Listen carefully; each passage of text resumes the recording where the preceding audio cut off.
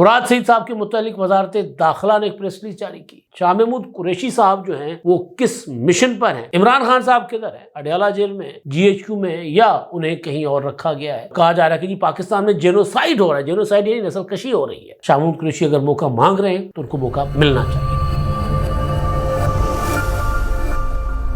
السلام علیکم، میں امداد سمرو۔ ابھی بات ہوگی 3 سیاسی قائدین کی، تحریک انصاف کے نمبر 1، نمبر 2 اور پھر نمبر 2، یعنی عمران خان، شاہ محمود قریشی اور مراد سعید کے متعلق۔ عمران خان صاحب کدھر ہیں؟ اڈیالہ جیل میں، جی ایچ کیو میں، یا انہیں کہیں اور رکھا گیا ہے؟ اور ان کی ذہنی حالت کیسی ہے، جسمانی حالت کیسی ہے؟ اور مراد سعید کدھر ہیں؟ شاہ محمود قریشی صاحب جو ہیں وہ کس مشن پر ہیں؟ وہ کیوں کر تمام پولیٹیکل پارٹیز کے ساتھ بیٹھ کر مفاہمت چاہتے ہیں، جبکہ عمران خان صاحب مسلسل مفاہمت سے انکاری ہیں؟ تو کیا شاہ محمود قریشی صاحب جو ہیں مائنس عمران خان معاملات کو آگے بڑھانا چاہتے ہیں، یا حکومت جو شاہ محمود قریشی صاحب کی آفر ہے اس پر عمل کرتے ہوئے شاہ محمود قریشی کو عمران خان صاحب سے ملاقات کرنے دے گی، اور پھر شاہ محمود قریشی صاحب جو ہیں وہ عمران خان صاحب کی اجازت سے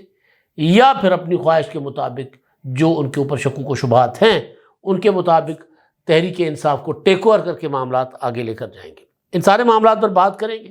اور پھر معاملہ جو ہے وہ ابھی تک 26 نومبر کے بعد کی جو صورتحال ہے، تحریک انصاف سے سنبھلے نہیں سنبھل رہی۔ پاکستان میں تو بالکل خاموشی ہو گئی ہے۔ یہاں پر اتنا بڑا الزام لگانے کے بعد بھی تحریک انصاف نے کوئی بعد میں احتجاج نہیں کیا، کوئی کال نہیں دی، کوئی بڑی پریس کانفرنس نہیں ہوئی۔ ایک آدھی پریس کانفرنس کے بعد دوبارہ خاموشی۔ ٹاک شو پر وہ لوگ جاتے ہیں جو اصل تحریک انصاف نہیں ہیں، جو بعد میں تحریک انصاف کے اندر شامل کیے گئے، کروائے گئے، یا پی ٹی آئی کا جو ورکر ہے وہ کہتا ہے کہ انہوں نے پی ٹی آئی کو ہائی جیک کر لیا، تو وہ گفتگو وغیرہ کر لیتے ہیں، اور گفتگو بھی ایسی ہوتی ہے کہ تحریک انصاف کا کھوتا خون میں ڈال دیتے ہیں۔ 278 لوگ ہمارے جو ہیں شہید کیے گئے، سینکڑوں لوگ مارے گئے، اس طرح کی باتیں وہ کر رہے ہوتے ہیں۔ تو پاکستان میں تو کوئی آواز نہیں اٹھ رہی، لیکن باہر یورپ اور امریکہ میں پی ٹی آئی کوشش کر رہی ہے کہ ان کا جو پروپیگنڈا ہے اس کو جو ہے وہ آگے بڑھایا جائے۔ احتجاج ہوئے ہیں کچھ، اور کہا جا رہا ہے کہ جی پاکستان میں جینوسائیڈ ہو رہا ہے، جینوسائیڈ یعنی نسل کشی ہو رہی ہے، اور پھر کچھ ویڈیوز چلائی جا رہی ہیں جہاں پر احتجاج ہو رہے ہیں باہر کہ جی دیکھیں پاکستان میں کس طرح لوگوں کو مارا جا رہا ہے، اور پروپیگنڈا وہاں پر ہے۔ مسئلہ یہ ہے کہ پاکستان میں تو پروپیگنڈا چل جاتا ہے، لیکن باہر کی دنیا میں لوگ تو آپ سے مانگتے ہیں ثبوت۔ ابھی تک جو احتجاج ہوا تھا 26 نومبر کا، یا جو اسلام آباد کی طرف پی ٹی آئی بڑھ رہی تھی، اور اس دوران جو جھڑپیں ہوئی تھی اس میں تشدد ہوا تھا، تو اس میں بھی امریکہ کے جو ترجمان تھے انہوں نے کہا تھا، دفتر خارجہ کے، انہوں نے کہا تھا کہ جی حکومت جو ہے پرامن مظاہرین پر تشدد نہ کرے، اور مظاہرین کو بھی پرتشدد نہیں ہونا چاہیے، اظہار رائے کی آزادی ہونی چاہیے، لوگوں کو احتجاج کی آزادی ہونی چاہیے، لیکن احتجاج کرنے والے بھی پرتشدد نہ ہوں۔ تو اس کا مطلب یہ تھا کہ تحریک انصاف جو چاہتی تھی وہ ان کو نہیں ملا۔ امریکہ سے تو پی ٹی آئی کے حق میں ابھی تک اس طرح کی کوئی آواز نہیں آئی۔ برطانیہ سے ضرور آ رہی ہے، لیکن وہ عمران خان صاحب کے اپنے گھر سے ہی آ رہی ہے۔ صاحب کا سسرال جو ہے عمران خان صاحب کا وہ، اور پھر کچھ احتجاج ہو رہے ہیں جن احتجاجوں میں کچھ ویڈیوز جو ہیں وہ دکھائی جا رہی ہیں کہ دیکھیں یہ پاکستان میں کیا ہو رہا ہے۔ تو ان سارے معاملات پر بات کریں گے کہ پاکستان میں کیوں نہیں اتنا بڑا ری ایکشن تحریک انصاف دکھانے میں کامیاب ہوئی۔ تو آغاز مراد سعید صاحب ان دنوں ہاٹ کیک بنے ہوئے ہیں، اور مراد سعید صاحب کے متعلق وزارت داخلہ نے ایک پریس ریلیز جاری کی۔ 26 نومبر کو جو کچھ ہوا، یا 24 اور 26 نومبر تک جو کچھ پشاور سے لے کے اسلام آباد ڈیچو تک ہوتا رہا، اس پر وزارت خارجہ نے ایک تفصیلی پریس ریلیز جاری کی۔ اس کے جواب میں تحریک انصاف نے ایک بہت بڑا آرٹیکل لکھ مارا ہے۔ اس میں آئین کی دفعات بتائی گئی ہیں، اس میں آرٹیکل 245 کیسے انووک ہوتا ہے وہ بتایا گیا ہے، حکومت کو جعلی قرار دیا گیا، یعنی کوئی اس طرح کی ڈھنگ کی بات نہیں، سوائے اس کے کہ آئین لوگوں کو بتایا گیا۔ آئین اگر تحریک انصاف بتائے کہ جی آئین کیا ہوتا ہے تو بندہ سر پیٹے اور کچھ نہیں کر سکتا، کیونکہ تحریک انصاف واحد سیاسی جماعت ہے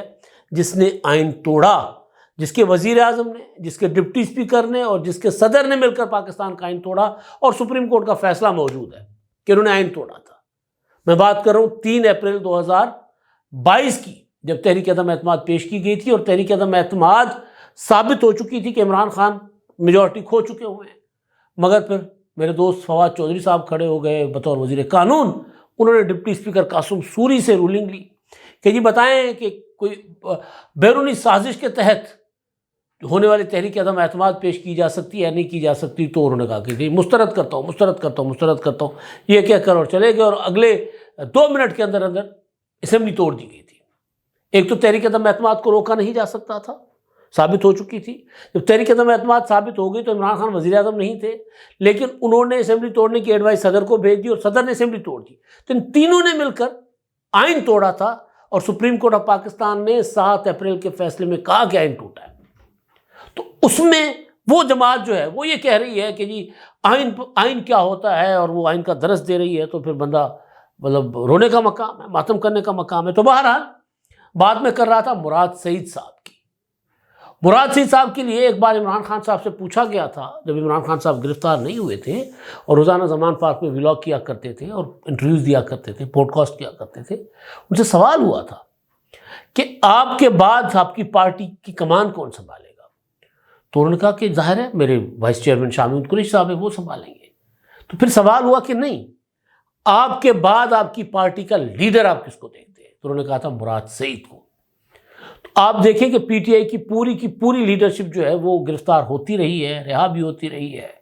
مراد سعید کو عمران خان صاحب نے محفوظ مقام پر منتقل کر دیا تھا، یہ 9 مئی کے حملے کرنے سے پہلے ہی۔ تو عمران خان صاحب کو مراد سعید صاحب بہت عزیز ہیں۔ میں اس طرف نہیں جا رہا جس طرف لوگ الزامات لگاتے ہیں، نہ ادھر جانا چاہیے۔ میں بات کر رہا ہوں کہ عمران خان صاحب یہ سمجھتے ہیں کہ جو سیاسی حکمت عملی مراد سعید بنا سکتے ہیں، احتجاج کی حکمت عملی، وہ کوئی اور نہیں بنا سکتا۔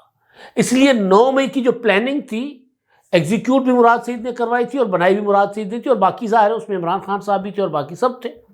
اب تو لاہور کی انسداد دہشت گردی کی عدالت نے پروسیکیوشن کے ثبوت دیکھ کر کہہ دیا ہے کہ بھئی زمان پارک میں 9 مئی کی سازش ہوئی تھی، اس لیے عمران خان صاحب کو نہیں دی گئی ضمانت۔ تو بہرحال وہ معاملہ اپنی جگہ۔ وزارت داخلہ نے اپنے پریس ریلیز میں جو کچھ کہا، اس کے بعد وزیر اطلاعات عطا تارڑ صاحب نے سیکرٹری داخلہ خرم آغا کے ساتھ پریس کانفرنس کی، اور انہوں نے پریس کانفرنس میں باقی وہی باتیں کیں جو وزارت داخلہ کے پریس ریلیز میں تھیں، جو میں نے آپ کو گزارش کر لی تھی کہ اس میں بیرونی ہاتھ بھی تھے، مطلب لوگ بھی تھے، غیر ملکی جو افغانی ہیں وہ بھی تھے، شرپسند تھے، کتنا اسلحہ لائے تھے، کیا کیا کرتے رہے، کتنے پولیس اہلکاروں کو انہوں نے زخمی کیا، اور گولی فورسز نے نہیں چلائی، اور کوئی ایسی جو ہے پروپیگنڈا ہے، کوئی لاش وغیرہ نہیں گری، وہ ان کا یہ کیا کہنا تھا۔ لیکن اس میں ایک چیز جو پریس ریلیز میں بھی تھی اور جس کو پھر مزید واضح کر کے عطا تارڑ صاحب نے کہا، وہ یہ کہ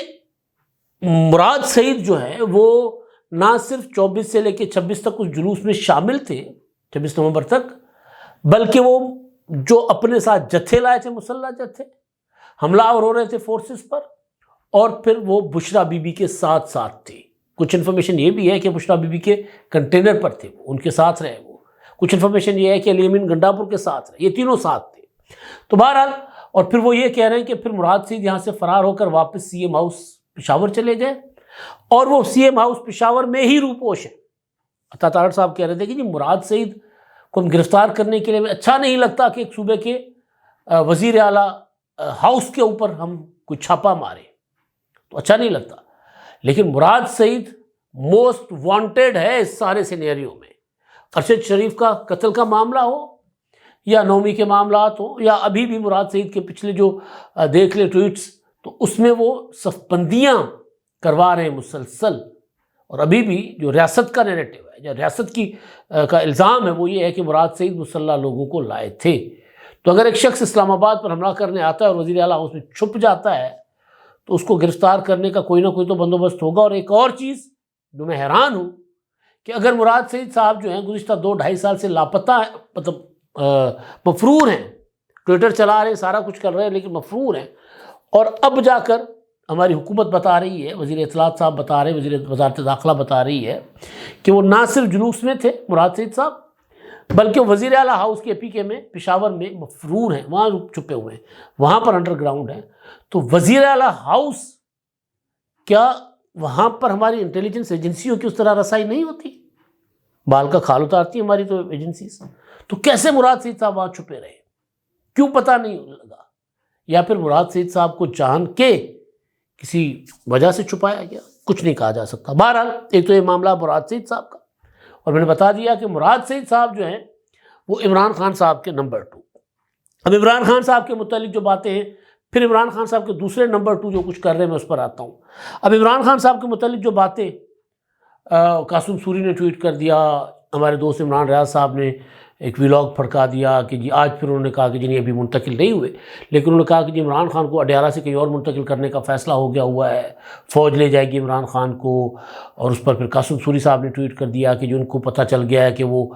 ان کو عمران خان کو GHQ منتقل کر دیا گیا ہے، 150 سے 200 جو ہے وہ فوجی ان کے اوپر پہرا دے رہے ہیں عمران خان پر، اور عمران خان کو پاگل کرنے کے لیے، مطلب کوئی ضرورت ہے ویسے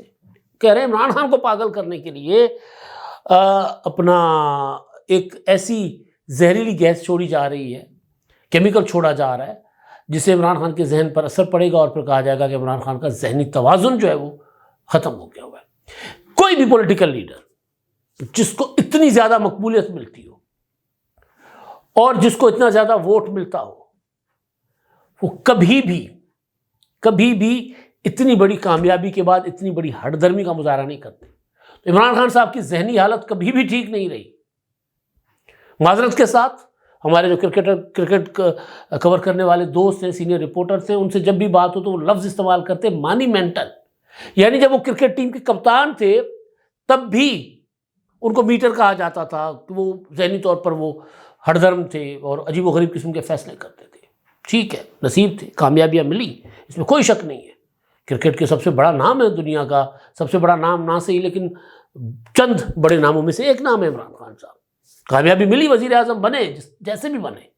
وزیر اعظم بننے کے لیے جو سازشیں ہوتی ہیں وہ صلاحیت عمران خان کے اندر تھی کہ انہوں نے مل کر فوج کے ساتھ سازشیں کی، ججوں کے ساتھ مل کر سازشیں کی، یا ججوں نے ان کو عمران خان کو کندھے پہ بٹھا کر ان کو اپنا اور جنرلوں نے وزیر اعظم بنایا.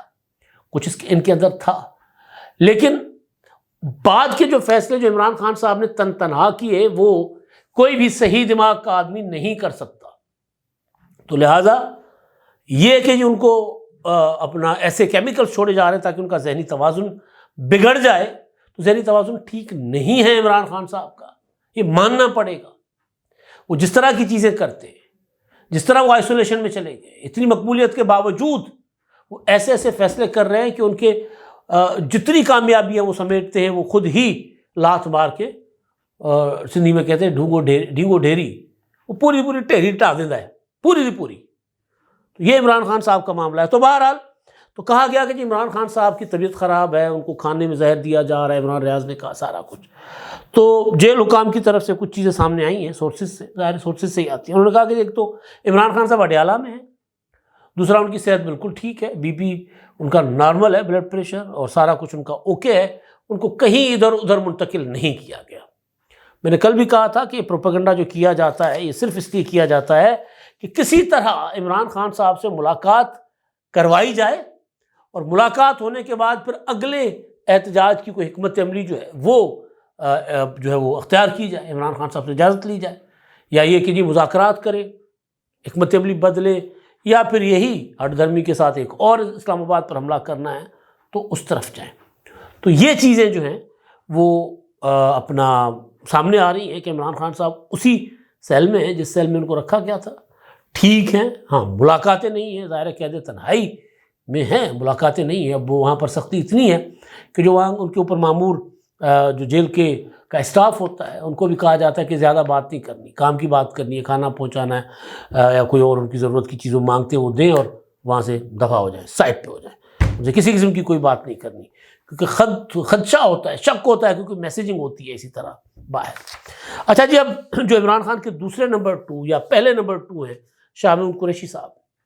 وہ تو PTI کی طرف سے شکوک و شبہات کے گھیرے میں بہت عرصے سے. ان کے صاحبزادے کو شوکاز نوٹس بھی ہوا، ابھی پچھلے دنوں وہ گرفتار بھی ہوئے، اور کہا گیا کہ جو گرفتار ہوگا، بشرا بی بی نے کہا کہ 24 نومبر سے پہلے اور احتجاج کے لیے لوگ نہ جو لا سکا، اور جو 24 نومبر سے پہلے گرفتار ہوا اس کو بھی پارٹی سے نکال دیا جائے گا، آئندہ اس کو بھی ٹکٹ نہیں دیا جائے گا۔ تو قریشی صاحب کے نہ صرف صاحبزادے ذہین قریشی گرفتار ہوئے، بلکہ شاہ محمود قریشی صاحب کے بہت قریبی ساتھی عامر ڈوگر صاحب بھی گرفتار ہو گئے۔ تو بہرحال اس سے پہلے 26ویں آئینی ترمیم کے وقت شاہ محمود قریشی اور ان کے خاندان پر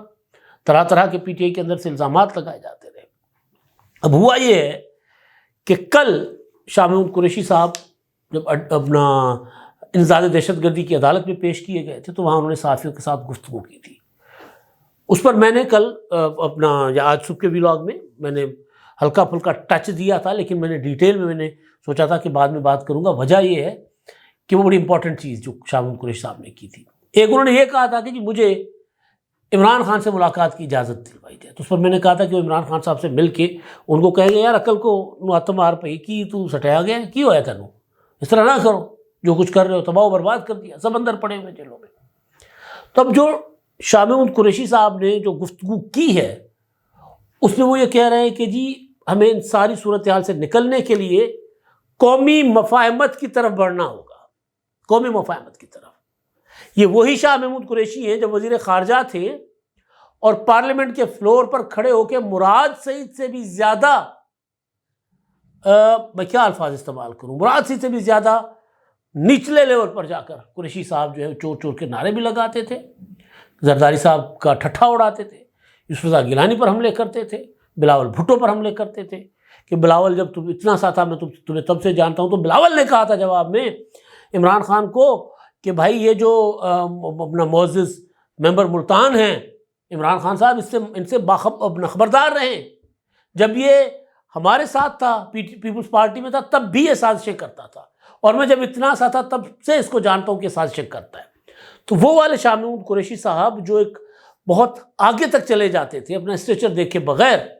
ایک تو وہ ظاہر پیری مریدی والا اسٹیچر ہے لیکن پولیٹیکل اسٹیچر بھی ایک اچھا خاصا تھا قریشی صاحب کا، بہت آگے نکل جاتے تھے۔ تو وہ شاہ محمود قریشی جو کسی کے ساتھ بیٹھنے کو تیار نہیں ہوتے تھے، وہ کہتے ہیں پیپلز پارٹی والے چور، نون لیگ والے چور، ہم ان سے کیوں بیٹھے ہیں ان کے ساتھ؟ وہ کہہ رہے ہیں کہ قومی مفاہمت کی طرف ہمیں جانا ہوگا۔ بات بالکل ٹھیک ہے قریشی صاحب کی، سپورٹ کرنی چاہیے۔ عمران خان صاحب سے اگر وہ ملاقات کرنا چاہتے ہیں تو ملاقات کرنے دی جانی چاہیے، تاکہ اگر معاملات قومی مفاہمت کی طرف جاتے ہیں اور وہ لوگ جنہوں نے بڑے جرائم نہیں کیے، جنہوں نے 9 مئی یا 24 نومبر یا 26 نومبر کو یا اس سے پہلے یا اس کے بعد میں ریاستی اداروں پر یا املاک پر حملے نہیں کیے، ویسے تو 9 مئی کرنے والے بڑے بڑے پریس کانفرنسز کر کے وہ ہو گئے نا، کلین ہو گئے، ڈرائی کلین ہو گئے، کر دیا گیا ان کو، تو پھر دوسروں کو بھی موقع ملنا چاہیے۔ اگر کوئی نیشنل ریکنسیلیشن کی طرف معاملہ بڑھتا ہے تو بڑھنا چاہیے، بات آگے جانی چاہیے، ورنہ بلاول بھٹو زرداری صاحب کی تجویز تو ہے ہی کہ ہمیں مذاکرات کرنے چاہیے، بات چیت کرنی چاہیے، بات چیت سے کوئی نہیں مانتا اور بات چیت کے ذریعے اگر ہم استحکام نہیں لا سکتے تو پھر لاٹھی اٹھائیں، تو دوسرا آپشن تو رہے گا ہی نا۔ تو شاہ محمود قریشی صاحب جو کہہ رہے ہیں تو اس پر عمل ہونا چاہیے۔ پی ٹی آئی کی لیڈرشپ عمران خان صاحب، مراد سعید، علی امین گنڈا پور، ٹھیک ہے ان کا ایجنڈا ٹھیک نہیں ہوگا، لیکن پی ٹی آئی کا جو اتنا بڑا ووٹ بینک ہے، اتنا بڑا سپورٹر ہے، بہرحال وہ پاکستانی ہے۔ تو اگر شاہ محمود قریشی صاحب سمجھتے ہیں کہ وہ ریکنسیلیشن کی طرف، مفاہمت کی طرف معاملات کو لا سکتے ہیں تو پھر اس طرف ان کو موقع دینا چاہیے، ریاست دے موقع، اور یہ کوئی گھاٹے کا سودا نہیں ہوگا۔ اگر عمران خان صاحب آصف زرداری اور نواز شریف صاحب کے ساتھ بیٹھ جاتے ہیں تو کس کی کامیابی ہے؟ ظاہر آصف زرداری کی اور نواز شریف کی، حکومت کی، اسٹیبلشمنٹ کی، کہ عمران خان صاحب جو ڈو اور ڈائی کی کال دے چکے ہوئے تھے، فائنل کال، اور یہ کہ جو واپس آئے گا، جو واپس نہیں آئے گا اس کو دفنا دیا جائے، اس کے جنازہ پڑھا جائے، تو وہ اگر اس معاملے پر اگر آ رہے یا ان کی پارٹی کے اندر یہ سوچ ہے، یہ بات فواد چودھری صاحب بے شک پی ٹی آئی ان کو ڈسون کرتی ہے، بار بار کہہ چکے ہوئے ہیں کہ مذاکرات کے بغیر اب معاملات آگے نہیں بڑھ سکتے۔ میں یہ نہیں کہہ رہا کہ مذاکرات کے بغیر معاملات آگے نہیں بڑھ سکتے، کتنے بڑے ہیں معاملات آگے، ملک چل رہا ہے، جس طرح سوچا جا رہا تھا اس طرح نہیں ہوا، تو ملک چل رہا ہے، ملک آگے بڑھ رہا ہے، دو بڑی پارٹیز، اسٹیبلشمنٹ اور عدلیہ، یہ سارے کسی نہ کسی شکل میں اس بات پر متفق ہے کہ سیاسی استحکام رہنا چاہیے، تو ملک آگے چل رہا ہے۔